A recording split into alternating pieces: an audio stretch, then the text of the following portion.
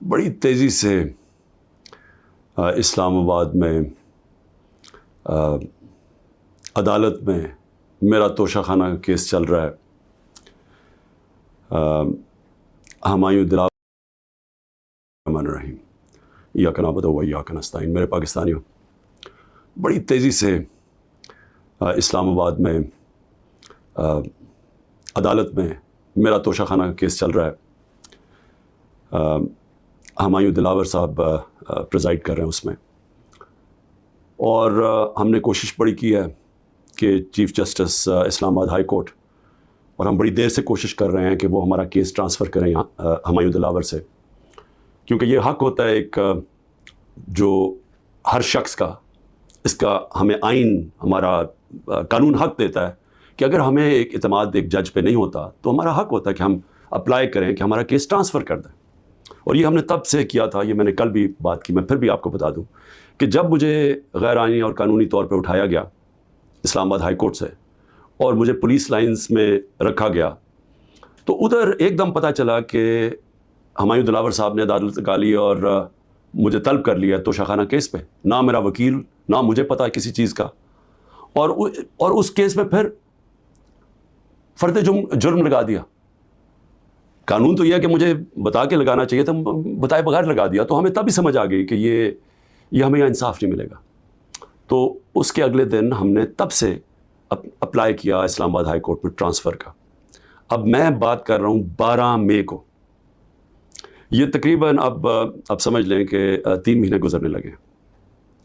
تب سے اپلائی کیا ہوا ہے اور کوشش کرتے گئے کہ ہمارا کیس اس عدالت سے نکالا جائے. اس کے بعد بہرحال جو میں نے آپ کو بتایا کہ کیس ہوا، میں نے 35 سوال دیے گئے. محرم کی 3 چھٹیاں تھیں، بڑی مشکلوں سے ہم نے وہ اکاؤنٹنٹ کو ڈھونڈا. اصل میں یہ سارے سوال ٹیکس کے بنتے ہیں. یہ جو اس عدالت میں سوال ہیں یہ ہیں سارے ٹیکس کے، کیونکہ کہا جی آپ نے یہ ڈکلیئر نہیں کیا، آپ نے یہ بیچا، یہ ڈکلیئر نہیں کیا. تو میں نے وہ سارے 35 کے 35 سوالوں کا جواب دیا، اور ہر ایک کا جواب میں کھڑے ہو کے عدالت میں ایک ایک کا جواب دیا. تو وہ جو ایک جگہ، اور انہوں نے سرکاری 2 گواہ پیش کیے. اب سرکاری گواہ کیا انہوں نے گواہی دینی تھی، تو ہم نے کہا کیونکہ وہ جو جواب ہیں اس کے لیے میرے اکاؤنٹنٹ کی ضرورت ہے، کیونکہ ایک 40 سال سے میرے اکاؤنٹنٹ وہی فرم ہے. میرے پاس جو پیسے آتے ہیں، جو میرے خرچے ہوتے ہیں، وہ میں ان کو بتا دیتا ہوں. وہ پھر ٹیکس فارمز بھر دیتے ہیں، وہی الیکشن کمیشن کی فارمز بھرتے ہیں، وہی ویلتھ ٹیکس جو ہوتا ہے وہ بھرتے ہیں. تو ان کے پاس سارا ریکارڈ ہوتا ہے. تو اب میں تو نہیں جواب دے سکتا کئی چیزوں کے. تو میں نے گواہ کے اندر اپنے اکاؤنٹنٹ کو کہا کہ وہ بیٹھے، اور وہ جو خاص طور پہ ایک جگہ پہ بات پھنسی ہوئی ہے کہ جی پیسے تو آپ شو کر رہے ہیں، لیکن پیسے کے اوپر آپ نے یہ نہیں لکھا کہ توشہ خانہ کا پیسہ تھا. اماؤنٹ پورا ہے لیکن توشہ خانہ وہ نہیں لکھا. تو یہ اکاؤنٹنٹ نے بتانا تھا کہ وہ فارم اس نے جیسے بھی بھری، کیونکہ فارم تو وہ بھرتا ہے. بہرحال 1 گھنٹے کا ٹائم دیا گیا اور کہا کہ 1 گھنٹے میں اب یہ نہیں پہنچے گا تو چلو. اب اکاؤنٹنٹ 1 گھنٹے میں کیسے پہنچ سکتا ہے؟ یہ کوئی ملٹری ٹرائل تو نہیں ہو رہا. اس کو وٹنس ختم کر دیا. اور بھی ہم نے بلائے ہوئے تھے وٹنسز جنہوں نے گواہی دینی تھی انہی چیزوں کو، اور جو میرا حق ہے. اب ایک فیئر ٹرائل ہوتا ہے کہ آپ کو موقع ملے کہ مجھے ایکیوز کریں، مجھے موقع تو دیں کہ میں اپنی صفائی پیش کر سکوں. نہیں موقع دیا گیا، اور بڑی جلدی سب کچھ تیزی سے کیا جا رہا ہے. چھٹیوں میں کبھی ٹرائل نہیں ہوتا. یہ آج کل عدالتوں کی چھٹیاں ہیں، چھٹیوں کے another day to day trial ہو رہا ہے. جلدی پڑی ہوئی ہے کہ کسی طرح یہ بس جلدی سے ختم ہو جائے. موقع بھی نہیں دے رہا ہے. ایک دن کیا ہو جائے گا کہ 1 دن ڈیلے ہو گیا، 2 دن ڈیلے ہو گیا، کون سی قیامت آ گئی ہے؟ وٹنسز آئے، ہم تو مطمئن ہو جائیں کہ ہم نے اپنا کیس پوری طرح لڑا ہے. لیکن چھٹیوں کے اندر بھی جلدی پڑی ہوئی ہے کہ کسی طرح فیصلہ آئے. حالانکہ ہم سپریم کورٹ میں بھی ہیں، اور اسلام آباد ہائی کورٹ سے مجھے کہنا پڑتا ہے کہ میں کافی مایوس ہوں کہ وہ نہ فیصلہ کرتے ہیں، وہ کھینچتے بھی جاتے ہیں، وہ پورا موقع دے رہے ہیں کہ یہ جب فیصلہ آ جائے. یعنی اگر ہم نے ٹرانسفر کا اتنی دیر اپلائی کیا ہوا ہے تو کم از کم فیصلہ تو کریں. وہ کرتے بھی نہیں ہیں. بہرحال وہاں بھی ان کو بھی میں نے کہا، بڑی دیر کا کہا ہوا ہے کہ ہمیں چیف جسٹس اسلام آباد ہائی کورٹ پہ مجھے کوئی اعتماد نہیں ہے. جب مجھے اٹھایا گیا وہاں سے، اب سوچیں کہ مجھے غیر قانونی اور آئینی طور پہ اٹھایا گیا ان کی عدالت سے، اور انہوں نے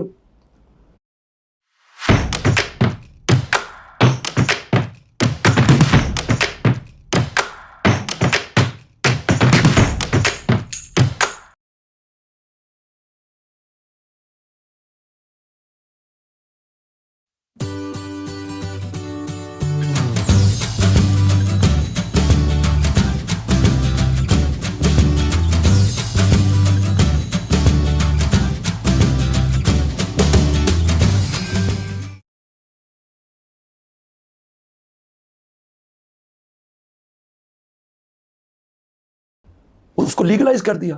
یعنی اصل میں تو ان کو انلیگل کرنا چاہیے تھا. سپریم کورٹ کو تو جانے کی نوبت نہیں ہونی چاہیے تھی. ان کی عدالت میں بیٹھا ہوں, شیشے توڑ کے, ڈنڈے مار کے, وکیلوں کو مار کے, وہ بیچارہ رجسٹری اسٹاف ان کو ڈنڈے مار کے, اور مجھے گھسیٹ کے لے گئے وہاں سے ان کی عدالت سے, اور چیف جسٹس نے کچھ بھی نہیں کیا, بلکہ اس کو جائز قرار دے دیا گیا. اس کے بعد جو اس سے پہلے ٹرین کیس تھا, 3 ممبر بینچ بیٹھا, دو ججز نے واضح طور پہ کہہ دیا کہ مینٹینیبل یہ کیس, چیف جسٹس صاحب فیصلہ نہیں کر رہے, وہ بھی لٹکائے ہوا ہے وہاں. اور ہمیں اعظم سواتی کو بہت اعتراضات تھے, انہوں نے لیٹر لکھا کہ مجھے اعتماد نہیں ہے آپ کے اوپر. تو نہ وہ اپنے آپ کو ریکیوز کرتے ہیں, نہ ادھر نیچے سے ریکیوز کر رہے ہیں. اور پھر ہمیں بڑا ایک سیریس چیز ہے یہ جو فیس بک پہ دیکھیں, فیس بک 90 دن تک فیس بک کا ریکارڈ ان کے پاس پڑا ہوتا ہے. اگر FIA یا جج صاحب ایک صرف آپ کو ای میل کر دیا فیس بک کو کہ یہ کیس ہو رہا ہے, آپ مہربانی کر کے بتا دیں کہ 90 دن تک ان کی جو بھی فیس بک پہ پوسٹ تھی وہ کون سی تھی. کیونکہ 90 دن تک جو لوگوں نے دیکھا ہے اور پوسٹ بھی کیا ہے کہ اس کے جو ہمایوں دلاور کی پوسٹ تھی, اس پہ انہوں نے جو ان کا میرے متعلق پوسٹ کی ہوئی ہیں, وہ تو اگر کوئی بھی دیکھ لے تو مجھے تو ان سے انصاف نہیں مل سکتا. لیکن وہ FIA کے پاس گئے اور FIA نے جناب کہا جی وہ کیونکہ ڈیلیٹ ہو گئی ہیں, وہ FIA نے کلین چٹ دے دی, میچ فکس ہوا ہے. ابھی بھی اگر آپ کسی کو انصاف کی فکر ہے چیف جسٹس اسلام آباد ہائی کورٹ کی یا FIA کو, تو بڑا سیدھا ہے کہ ایک ای میل کریں اور فیس بک کو کہیں کہ ہمیں 90 دن کا دے. اس میں پتہ چل جائے گا کہ کیا دلاور صاحب مجھے انصاف دے سکتے ہیں یا نہیں دے سکتے. میں اس کے بعد دوسری بھی بات کرنا چاہتا ہوں, کیونکہ یہ تو اب دیکھتے ہیں, یہ بڑی تیز سپیڈ سے چل رہا ہے, اب دیکھتے ہیں آگے کیا ہوتا ہے. لیکن ابھی تک تو کوئی امید نہیں نظر آ رہی کہ جو فیئر ٹرائل ہوتی ہے وہ مجھے ملے گی, جو میرا رائٹ ہے. دوسری چیز یہ جو انہوں نے 2 بلز اسمبلی میں لے کے آئے, بڑی تیزی سے, پتہ نہیں انہوں نے کتنے بل پاس کر دیے 1 گھنٹے کے اندر, کوئی 15 نئی لیجسلیشن لے آئے. وہ گورنمنٹ جو جا رہی ہے 15 لیجسلیشن, 8-10 لوگ بیٹھے ہوئے تھے اسمبلی میں, جمہوریت کا مذاق اڑا ہے. نہ وہ بل پڑے گئے ہیں نہ کچھ ہے, جلدی سے, اور سارا بل کے پیچھے بدنیتی ہے. اور یہ جو 2 بلز انہوں نے انٹروڈیوس کیے ہیں, سیکریسی ایکٹ اور prevention of extreme violence act, یعنی یہ جو 2 بل ہیں یہ تو ایک قوم کو غلام بنا رہے ہیں. یہ تو اسٹالن کی USSR کے اندر اس طرح کے تو قانون بنتے تھے, یا نازی جرمنی میں بنتے تھے. لیکن یہ کسی آزاد معاشرے میں تو کوئی تصور بھی نہیں کر سکتا کہ انٹیلیجنس ایجنسی فیصلہ کریں گی, کسی گھر میں بھی گھس جائیں گی اور فیصلہ کریں گی کہ یہ گھر کے اندر کوئی دہشت گرد ہے, اور وارنٹ ایک جو ہوتا ہے گھر میں گھسنے سے پہلے آپ کو سرچ وارنٹ لینا پڑتا ہے, اس کے بغیر آپ گھس جائیں گے گھروں میں, کسی کے گھر میں بھی گھس جائیں گے اور کچھ بھی کریں گے, اور کسی کو ان کو روکنا نہیں چاہیے. تو یہ تو ایک ملک میں بالکل ہی غلاموں کو کنٹرول کرنے کے لیے ہو رہا ہے. پھر سیکریسی ہے, ایک اور ایکٹ لے آئے ہیں کہ آپ کسی بھی اگر کوئی انٹیلیجنس ایجنسیز کا کوئی آدمی ہے, اس کا آپ نام بھی نہیں لے سکتے. اگر آپ نے نام لے لیا تو وہ آپ کوئی اسٹیٹ سے غداری کر دیں گے, سیڈیشن ہے وہ. تو یہ تو اس طرف جا رہا ہے کہ جنرل مشرف کے مارشل لاء میں بھی اس طرح کی حالات نہیں تھے. یہ تو بالکل ایک وہ معاشرہ, اور مجھے لگ رہا ہے کہ تیاری کر رہے ہیں کہ انہوں نے تو الیکشن کا کوئی نیت ہی نہیں نظر آ رہی. تو اگر الیکشن نہیں کروانے ہیں تو اس کے بعد تو پھر لوگوں کو کنٹرول ہی کرنا پڑے گا, تو انہیں حربوں سے کنٹرول کرنا پڑے گا. اور مجھے جو خوف آ رہا ہے, میں آخر میں صرف یہ بات کرنا چاہتا ہوں کہ اس وقت جو پختونخوا ہے اس کی ہمیں فکر کرنی چاہیے, کیونکہ ان کی کوئی اپنی الیکٹڈ گورنمنٹ نہیں ہے اس وقت. ان لوگوں کو اوپر مسلط کر دیا ہے جن کی کوئی قانونی حیثیت نہیں ہے, اور وہ جو وہاں کر رہے ہیں, جس طرح کی کرپشن ہو رہی ہے, اور جس طرح کا وہاں وہ صوبہ آہستہ آہستہ وہاں دہشت گردی بڑھتی جا رہی ہے, لا قانونیت بڑھتی جا رہی ہے.